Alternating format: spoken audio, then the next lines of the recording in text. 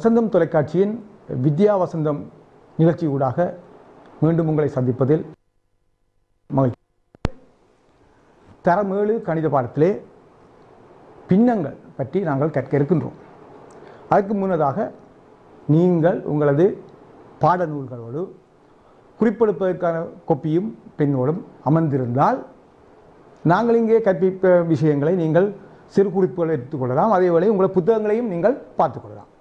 எனவே தயவு செய்து மாணவர்களே உங்களது பாடநூல்களுடன் குறிப்பிடுவதற்கான ஆயத்தத்தோடு வந்து கொள்ளுங்கள். இன்று இந்த தரம் 7 கணித பாடத்திலே பின்னங்கள் பற்றி பார்க்க இருப்பதால் பின்னங்களிலே நாங்கள் என்னென்ன விஷயங்களை இன்று அவதானிக்க இருக்கின்றோம் என்பதை பார்ப்போம். முதலாவதாக கலப்பு எண்கள், முறைமையில்லா பின்னங்கள் என்பவற்றை நாங்கள் இப்போது அறிந்து கொள்ள இருக்கின்றோம். கலப்பு எண்கள், முறைமையில்லா பின்னங்கள். இரண்டாவதாக கலப்பு எண்களை முறைமையில்லா பின்னங்களாக மாற்றுவதையும் முறைமையில்லா பின்னங்களை கலப்பு எண்களாக மாற்றுவதையும் நாங்கள் காண இருக்கின்றோம். மூன்றாவதாக இந்த கலப்பு எண்களை கூட்டுவதற்கும் கழிப்பதற்குமான ஆற்றலை நாங்கள் பெற இருக்கின்றோம். ஏற்கனவே நீங்கள் 6ஆம் வகுப்பிலே எண்கள், சாதாரண எண்கள் கூட்டல் கழித்தல் படித்திருப்பீர்கள். ஆனால் இந்த பாடத்திலே நீங்கள் கலப்பு எண்கள் சம்பந்தமாக, அவற்றின் கூட்டல் கழித்தல் சம்பந்தமாக புதிதாக கற்க இருக்கின்றீர்கள். எனவே நாங்கள் முதலாவது விஷயத்துக்கு வருவோம். கலப்பு எண்கள். இந்த கலப்பு எண்கள் என்றால் என்ன? ஒரு முழு எண்ணும் ஒரு முறைமை பின்னமும் சேர்ந்ததே கலப்பு எண்ணாகும். ஒரு முழு எண்ணோடு ஒரு முறைமை பின்னம் சேர்ந்ததே கலப்பு எண்ணாகும். அந்த வகையிலே இது ஒரு முழுமை, இது ஒரு பின்னம். ஒன்று முழுமை என்றது ஒன்று. இது மூன்று சம பங்குகளிலே முதலாவது ஒன்று நிறந்துட்டு காட்டப்பட்டது. அவை 3இல் 1 சமனாக பிரிக்கப்பட்டதில் ஒன்று 3இல் 1. இதை நாங்கள் 1 சக 3இல் 1 என்று எழுதும் போது எங்களுக்குரிய கலப்பு எண் கிடைக்கின்றது. அதுதான் 1 3இல் 1. நான் கூறிய அந்த 1 3இல் 1 இப்போது பாருங்கள் எவ்வாறு வாசிப்பது என்பது உங்களுக்கு தெரியும். இந்த எண்ணை வாசிக்கும் போது 1 3இல் 1 என சரியாக வாசித்து பழகும். நீங்களும் ஒருக்கா சொல்லி பாருங்க. இந்த வேளையை நீங்கள் சொல்லும் போது உங்களுக்கு அந்த பழக்கம் உங்களுக்கு வந்துடும். 1 3இல் 1 என்று சொல்லி பாருங்கள். அடுத்ததாக நாங்கள் முறைமையில்லா பின்னங்களை பார்க்க போகின்றோம். கலப்பெண்களை பார்த்துட்டோம். இந்த முறைமையில்லா பின்னங்களை பார்க்க போகின்றோம். இந்த முறைமையில்லா பின்னம் என்றால் என்ன? தொகுதி எண், பகுதி எண் பற்றி நீங்கள் 6ஆம் வகுப்பிலே கற்றிருக்கிறீர்கள். தொகுதி எண்ணானது பகுதி எண்ணை விட பெரிதாக உள்ள பின்னங்கள் தான் முறைமையில்லா பின்னங்கள். ஏற்கனவே கற்ற நீங்கள் முறைமை பின்னங்கள் 6ஆம் வகுப்பிலே. இது முறைமையில்லா பின்னங்கள். தொகுதி எண்ணானது பகுதி எண்ணிலும் பெரிதாக இருக்க வேண்டும். இங்கே பாருங்கள், 3 முறைமை பின்னங்கள், அதாவது 3 உருக்கள் இங்கே காட்டப்பட்டிருக்கின்றது. சமனான உருக்கள், சமனான பகுதிகள் கூட்டப்பட்டிருக்கிறது. இது 3இல் 1, இதுவும் 3இல் 1, அதுவும் 3இல் 1, அதுவும் 3இல் 1. இந்த 3இல் 1கள் 4 கூட்டப்படும் போது பகுதி எண் சமனாக இருப்பதால் நீங்கள் 6ஆம் வகுப்பில் கற்றிருக்கிறீர்கள். தொகுதி எண்ணை கூட்ட வேண்டும் 4/3, அதாவது 3இல் 4. இதுதான் முறைமையில்லா பின்னம். தொகுதி எண்ணானது பகுதி எண்ணை விட பெரிதாக இருக்கின்ற காரணத்தினால் இங்கே பாருங்கள், தொகுதி எண் 4, பகுதி எண் 3, தொகுதி எண் பெரிதாக இருக்கின்றது. எனவே இதுதான் முறைமையில்லா பின்னம். அவ்வாறான முறைமையில்லா பின்னத்தில் இன்னும் ஒரு விஷயம் நீங்கள் கருத்தில் கொள்ள வேண்டும். இந்த 5இல் 5 பாருங்கள், இதுவும் முறைமையில்லா பின்னம். 5இல் 5, 3இல் 3, 7இல் 7, 10இல் 10 இவையும் முறைமையில்லா பின்னங்கள் என்றதை கவனத்தில் கொள்ளுங்கள். அதை விட தொகுதி எண்ணானது பகுதி எண்ணை விட பெரிதாக இருக்கின்ற பின்னங்களும், தொகுதி எண்ணும் பகுதி எண்ணும் சமனாக இருக்கிற பின்னங்களும் முறைமையில்லா பின்னங்கள் தான். தொகுதி எண்ணானது பகுதி எண்ணை விட பெரிதாக இருக்கின்ற பின்னங்களும் முறைமையில்லா பின்னங்கள் தான். இந்த 2 உதாரணத்தையும் கவனத்தில் கொள்ளுங்கள். தொகுதியும் எண்ணும் பகுதி எண்ணும் சமனாக இருந்தாலும் அவை முறைமையில்லா பின்னங்கள் தான். அடுத்ததாக கலப்பெண்களையும் முறைமையில்லா பின்னங்களையும் கலப்பெண்களை முறைமையில்லா பின்னங்களாக நாங்கள் காட்ட போகிறோம். ஒரு கலப்பு எண்ணை எவ்வாறு முறைமையில்லா பின்னமாக காட்டலாம்? இந்த இருக்கின்றது ஒரு கலப்பு எண். எது கலப்பு எண்? ஒரு முழுமையும் ஒரு முறைமை பின்னமும் இருக்கின்றது. 1 3இல் 1. இது 1 3இல் 1 நான் எவ்வாறு மாற்றப் போறேன் என்று பாருங்கள். 1 என்பது இங்கே 7இல் 3ஆக, அதாவது 7ஆக பிரிக்கப்பட்டதில் 3 பங்கு இருக்கிறபடியா இந்த முழுமை என்றது 7இல் 7ஆக இருக்க வேண்டும். ஏழில் 3 பங்குகள் அங்கே காட்டப்பட்டபடியால் இந்த முழுமை 1 என்றது 7 7. அவை 7 7 7 3 கூட்டப்படும் போது அது 7 10. இது ஒரு முறைமையில்லா பின்னம். ஒரு கலப்பு எண் முறைமையில்லா பின்னமாக மாற்ற ஒரு முறை இது. இன்னும் ஒரு உதாரணத்தை பார்ப்போம். 3 உடன் 5 2. இந்த 3களை நாங்கள் எப்படி எழுதலாம்? 1 சக 1 சக 1 3 பிரித்தல் 2. அங்கால 5 2. அப்ப 5 பகுதிகளாக இருக்கிறபடியால் ஒவ்வொரு முழுமையும் 5 5ஆக இருக்க வேண்டும். ஆக 5 5 ஒவ்வொரு ஒன்றையும் முழுமையையும் நாங்கள் 5 5 5 5 5 5 எஞ்சி இருக்கிறது 5 2. இப்ப தொகுதி என்ன கூட்டுங்கள், கூட்டும் போது விடை என்ன வரும்? 5 17. ஆகவே இந்த முறைமையில்லா பின்னத்தை இந்த கலப்பு எண்ணை ஒரு முறைமையில்லா பின்னமாக மாற்றுகின்ற முறை இது ஒரு முறை. இந்த வகையிலும் செய்யலாம். இன்னும் ஒரு முறையை பார்ப்போம். அந்த வகையிலே 4 உடன் 3 2. இதை எவ்வாறு செய்யலாம் என்று பார்ப்போம். இது உண்மையிலே இலகுவான முறை. அந்த முறையை விட இலகுவான முறை. உங்களுக்கு எது இலகுவா இருக்கின்றதோ அந்த முறையை நீங்கள் கையாளுங்கள். அந்த வகையிலே இந்த 4ஐ 3ஆல் பெருக்கி 2ஐ கூட்டும் போது எங்களுக்கு தொகுதி எண் கிடைக்கும். 4ஐ 3ஆல் பெருக்கி 2ஐ கூட்டுங்கள். 4ஐ 3ஆல் பெருக்கினால் 12, 12 2ஐ கூட்டினால் 14. அவை 3 14 என்பது இதனுடைய இந்த கலப்பெண்ணுடைய முறைமையில்லா பின்னமாகும். இன்னும் ஒரு உதாரணத்தை பார்ப்போம். 3 உடன் 9 4. என்ன செய்ய வேண்டும்? முதலில் 3ஐ 9ஆல் பெருக்கி வரும்பிடையுடன் 4ஐ கூட்ட வேண்டும். அப்போதுதான் உங்களுக்கு தொகுதி எண் கிடைக்கும். அந்த வகையிலே 3ஐ 9ஆல் பெருக்கி 4ஐ கூட்டினால் 27 27 4ஐ கூட்டும் போது 31 9 31 உங்களுக்கு விடையாக கிடைக்கும். இலகுவான முறை. அந்த முறை ஒன்றை விட இந்த இரண்டாவது முறை உங்களுக்கு இலகுவாக இருக்கும் என நான் நினைக்கின்றேன். எனவே கவனித்துக் கொள்ளுங்கள். அடுத்த விஷயம், முறைமையில்லா பின்னங்களை நாங்கள் கலப்பு எண்களாக மாற்றப் போகிறோம். ஒரு முறைமையில்லா பின்னத்தை எவ்வாறு கலப்பு எண்ணாக மாற்றலாம்? ஏற்கனவே நாங்கள் செய்தது கலப்பு எண்களை முறைமையில்லா பின்னங்களாக மாற்றுறது. இப்போ அந்த வழிமுறையை நாங்கள் கீழிருந்து மேலாக செய்து பார்த்தால் இந்த விடையை பெற்றுக்கொள்ளலாம். பார்ப்போம். 3 7. இது ஒரு முறைமையில்லா பின்னம். இந்த முறைமையில்லா பின்னத்தை இப்போது நான் கலப்பெண்ணா மாத்திரம் முதலாவது முறை பற்றி கதைப்போம். இங்கே 3கள், அதாவது 3ஆக 7 என்ற பெருமானத்தில் முழுமையாக எத்தனை 3கள் எங்களால் எடுக்க முடியும்? முழுமையாக எத்தனை 3களை? 3 3 கூடுதல் 6, இங்கால் 1 மிஞ்சுது. ஆகவே 3கள் எத்தனை 3கள் எடுக்க முடியும்? 2 3களை எடுக்க முடியும். இந்த 2 3களை தான் இங்கே கூடிய 3 3. இந்த 3ஐ வச்சுக்கொண்டு நான் சொல்லுகிறேன். 3 3 மிகுதி 1 7 என்பது 6 3 7. இப்போ தனித்தனி பின்னமாக மாற்றுவோம். 3 3 3 3 3 1 3 3 இது 3 3 இது 3 1 இது. நாங்கள் அப்போது செய்ததுக்கு எதிர்மாறாக செய்து கொண்டு வருகின்றோம். இப்போ இந்த 3 3 என்றது என்ன? 1. இந்த 3 3 என்றது என்ன? மிகுதியாக 3 1 1 1 2. ஆகவே 2 உடன் 3 1 என்ற விடை வருகின்றது. எதற்கு? இந்த முறைமையில்லா பின்னத்திற்கான கலப்பு எண்ணே இது ஆகும். இது முறை 1. இன்னும் ஒரு உதாரணத்தை பார்ப்போம். அந்த உதாரணத்திலே 4 15. இந்த 15ற்குள் எத்தனை 4கள் இருக்கின்றன? எத்தனை 4கள் இருக்கின்றன? 3 4கள் 3 12. எஞ்சியது 3. இங்கே செய்த மாதிரி அங்கேயும் செய்வோம்.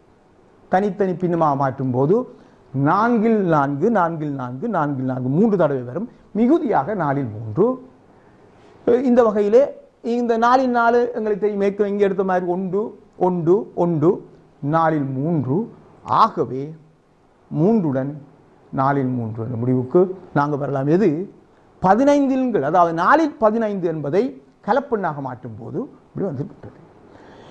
இனி நாங்கள் இதை இன்னும் ஒரு முறையில் எப்படி செய்யலாம்? அங்கே நாங்கள் கலப்பெண்களை முறைமையில்லா பின்னங்களாக மாற்றும் போது 2 முறைகளை பார்த்தோம். அதே போல இங்கேயும் 2வது முறை இலகுவான முறையாக இருக்கும். பாருங்கள், இது ஒரு சிறந்த முறை. இந்த 9 4.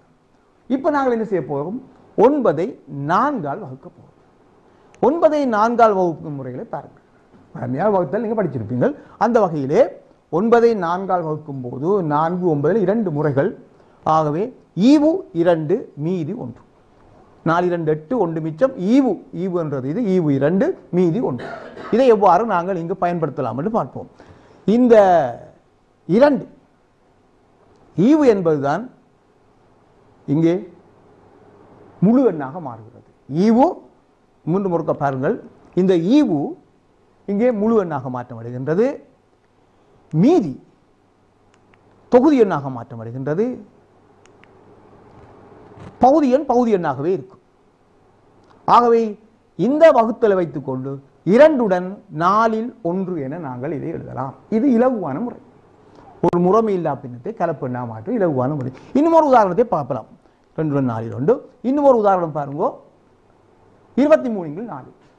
இங்கே செய்த மாதிரியே வகுத்தல் அங்கு செய்வோம். 23 4ஆல் வகுக்க வேண்டும்.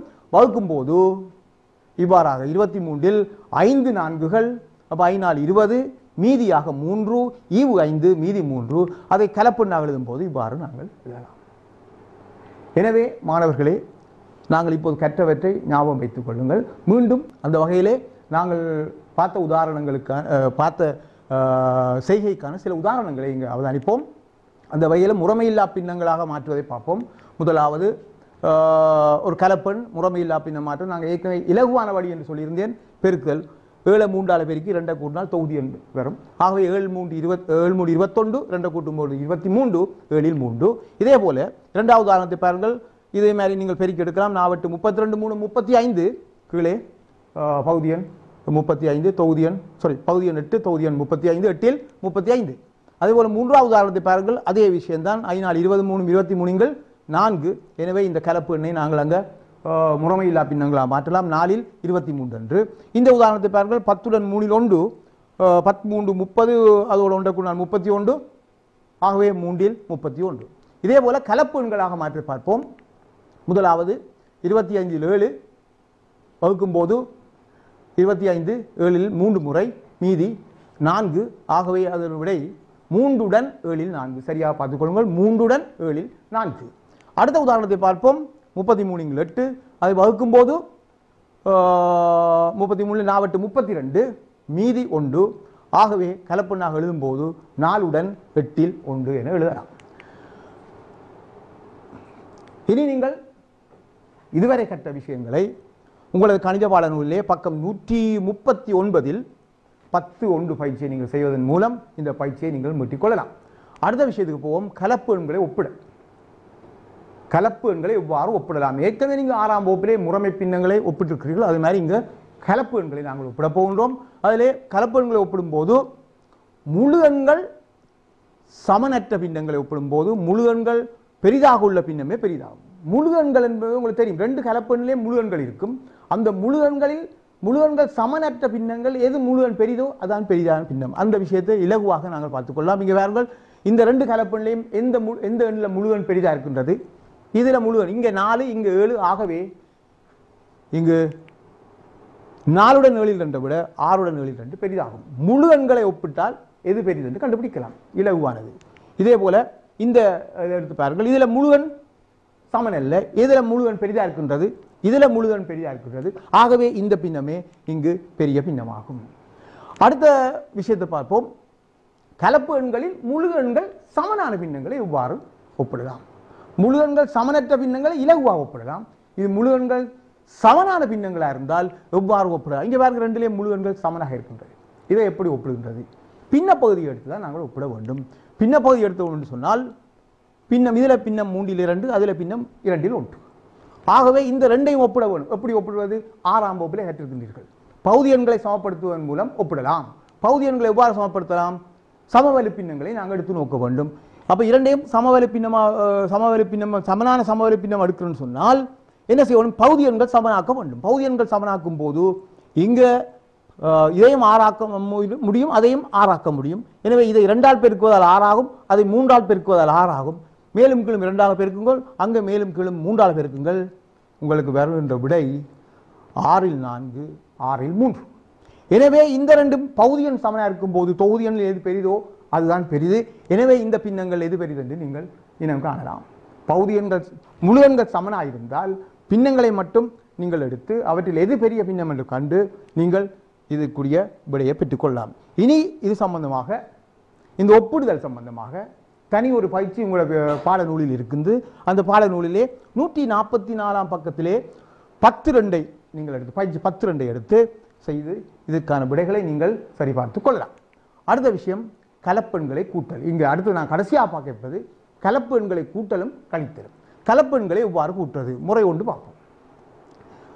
முழு எண்களையும் பின்களையும் தனித்தனியாக கூட்டுறது. ஒரு முறை முழு எண்களையும் பின்னங்களையும் தனித்தனியாக கூட்டுறது. மற்ற முறை முறைமையில்லா பின்னங்களாக மாற்றிய பின் கூட்டுவது. அப்ப நாங்கள் முதலாவது முறையை பார்ப்போம். முழு எண்களையும் பின்னங்களையும் தனித்தனியாக ஒவ்வொருவராக கூட்டுவோம். இங்கே முழு எண் 1, இங்கே 2, மூண்டையும் ஒன்றையும் தனித்தனியாக கூட்டுவோம். 3 இதில் முழு எண் 3 1 3 சக 1 அங்கே பின்னம் தனியாக எழுதப்பட்டிருக்கின்றது. முழு எண்ணையும் பின்னத்தையும் தனித்தனியாக கூட்ட போகின்றோம். அந்த வகையிலே 3 3 4 இங்கே கூட்டு வேணுமா இருந்தால் பகுதி எண்கள் சமப்படுத்த வேணும். அவை போமசி. அந்த 5க்கும் 4க்கும் உரிய பொது மடங்கள் சிறியது 20. ஆகவே இங்கே 5 20 ஆக்க வேண்டும் 4ஆல் பெருக்க வேண்டும். இங்கே 4 20 ஆக்க வேண்டும் 5ஆல் பெருக்க வேண்டும். 4 சக 20 5 20 20 5 என்று வருகின்றது. தொகுதி எண்ணை கூட்டும் போது பகுதி எண் சமனா இருக்கு. தொகுதி எண்ணை கூட்டும் போது 4 சக 8 மஞ்சள் 13 கீழ் 20. எனவே இந்த பின்னத்துக்கான விடை இந்த கூட்டலுக்கான விடை 4 20 18. இதே போன்று இன்னும் ஒரு உதாரணத்தை பார்ப்போம். ஆனால் இந்த உதாரணத்தில் இங்கே முழுவன் இல்லை. எனவே இதை எவ்வாறு கூட்டலாம் என்றால் 3 அங்கே இல்லாதபடியால் 3 கூட்டுவதற்கு எண் இல்லை. தனி பின்னங்களை எடுத்து கூட்டுவோம். பின்னங்களை கூட்டும் போது இங்கு பகுதி எண்களை சமப்படுத்த வேண்டி இருக்கின்றது. ஆகவே பகுதி எண்களை சமப்படுத்தும் போது இது இலகுவாக 12ஆக மாற்ற முடியும். இது 12ஆக மாற்றுவதற்கு நாங்கள் என்ன செய்வோம்? 3ஆல் பெருக்குவோம். 3ஆல் பெருக்கினால் மேலேயும் 3ஆல் பெருக்க வேணும். ஒரு சமவெளி பின்னத்தை உருவாக்க வேண்டும் என்றால் மேலும் கீழும் ஒரே எண்ணால் பெருக்க வேண்டும் என்று நீங்கள் 6ஆம் வகுப்பில் கற்றிருக்கின்றீர்கள். அதன்படி இங்கே இவ்வாறு செய்யலாம். அந்த வகையின்படி இது 3 இது நீங்கள் பெருக்கும்போது 9 12 12 9 இது 12 5 9 5 கூட்டினால் 14. இங்கு ஒரு சின்ன பிரச்சனை ஒன்று இருக்கின்றது. இதை 3 12 14 என்று நாங்கள் எழுத முடியாது. அதுக்காக தான் இந்த உதாரணத்தை நான் உங்களுக்கு எடுத்தது. இந்த 14 12 14 எளிய பின்னமாக மாற்றத்தக்கதாக இருக்கின்றது. முதலில் அந்த 14ஐயும் 12 அதாவது 12 14 நாங்கள் எளிய பின்னமாக மாற்றுவோம். எளிய பின்னமாக மாற்றும் போது மேலும் கீழும் என்னத்தால் சுருக்கலாம்? 2ஆல் உங்களால் சுருக்க முடியும். சுருக்கும் போது 14 2ஆல் பிரிச்சுக்கின்றால் 7 12ஐ நீங்கள் 2ஆல் பிரித்தால் 6. இப்போது நாங்கள் செய்திருப்பது ஒரு வேலை. என்ன வேலை? இதை எளிய பின்னமாக மாற்றியிருக்கிறேன். இன்னும் ஒரு வேலை இருக்கின்றது. இது ஒரு முறைமையில்லா பின்னம். 6 7 என்பது ஒரு முறைமையில்லா பின்னம். இந்த முறைமையில்லா பின்னத்தை நாங்கள் என்ன செய்யணும்? ஒரு கலப்பெண்ணாக மாற்றுவோம். கலப்பெண்ணாக மாற்றுவது இதுக்கு முன்னர் நாங்கள் கற்றிருக்கின்றோம். அதன்படிக்கு இதை கலப்பெண்ணாக மாற்றணும்னு சொன்னால் 7ல் ஒரு முறை ஈவு 1 மீதி 1. அப்ப 6ல் 7 என்பதை 1 6ல் 1 என நாங்கள் எழுதலாம். இது ஏற்கனவே கற்றது. இனி வளமையாக கூட்டுவது போல 3 3 கூட்டினால் 4 4 6. ஆக இந்த வினா ஒரு முக்கியமான வினா. கணக்க விஷயங்கள் இதில் அடங்கி இருக்குது. இங்கு முழுவன் இல்லை. சுருக்கி வரும்போது அங்கே வாரது எளிய பின்னமாக மாற்றத்தக்கா இருக்குது. எளிய பின்னத்திலையும் அது ஒரு கலப்பெண்ணாக மாற்றத்தக்கா இருக்குது. கணக்க விஷயங்களை உள்ளடக்கிய ஒரு நல்ல வினா. எனவே இதை கவனமாக குறித்து வைத்துக் கொள்ளுங்கள். அடுத்து மேலும் ஒரு உதாரணம் பார்ப்போம். 3 கலப்பெண்கள் இங்கே கூட்டப்படுகிறது. இது 3ஆவது உதாரணம். 2 2 போட்டிருக்கிறது. 3ஆவது உதாரணம். 3 கலப்பெண்கள் வந்திருந்தால் அந்த 3 முழு எண்களையும் முதல்ல கூட்டுகின்றோம். வலிமையாக செய்கிற மாதிரி பின்னங்களை வரையாக கூட்டுகின்றோம். பின்னங்களை வேறாக முழு எண்களை வேறையாக கூட்டியிருக்கின்றோம். அந்த வகையிலே 5 3 6 3 2 5 3 6. இங்கு 3 2 4 இதுக்குரிய பொது மடங்கள் சிறிது 12 12ஆக மாற்ற வேண்டும். பொது மடங்கள் சிறிது நீங்கள் படிச்சிருப்பீர்கள். அந்த வகையிலே 3க்கும் 2க்கும் 4 3 2 4 என்பவற்றை 12ஆக மாற்ற முடியும். இதை 12ஆக மாற்றுவதாக இருந்தால் 4ஆல் பெருக்க வேண்டும். மேலும் கீழும் 4ஆல் பெருக்க வேண்டும். இதை 12ஆக மாற்றுவதாக இருந்தால் 6ஆல் பெருக்க வேண்டும். மேலும் கீழும் 6ஆல் பெருக்க வேண்டும். இதை 12ஆக மாற்றுவதாக இருந்தால் 3ஆல் பெருக்க வேண்டும். மேலும் கீழும் 3ஆல் பெருக்க வேண்டும். பெருக்கினால் விடை 2 8 12 8 12 6 12 9 கூட்டும்போது உங்களுக்கு 12 23. இங்கு மீண்டும் அதே பிரச்சனை எழுகின்றது. அது ஒரு முறைமையில்லா பின்னம். அந்த முறைமையில்லா பின்னத்தை நீங்கள் கலப்பெண்ணாக மாற்ற வேணும். கலப்பெண்ணாக மாற்றும் போது அது 1 12 11 என்று வரும். எனவே விடை 7 12 11. எனவே மாணவர்களே, இதுவரை இந்த பின்னங்கள் தொடர்பாக உங்களுக்கு விளக்கம் அளித்திருக்கிறேன். மீண்டும் ஒரு வசந்தம் நிகழ்ச்சியிலே உங்களை சந்திக்கும் வரை நன்றி கூறி விடைபெறுகின்றேன். நன்றி, வணக்கம்.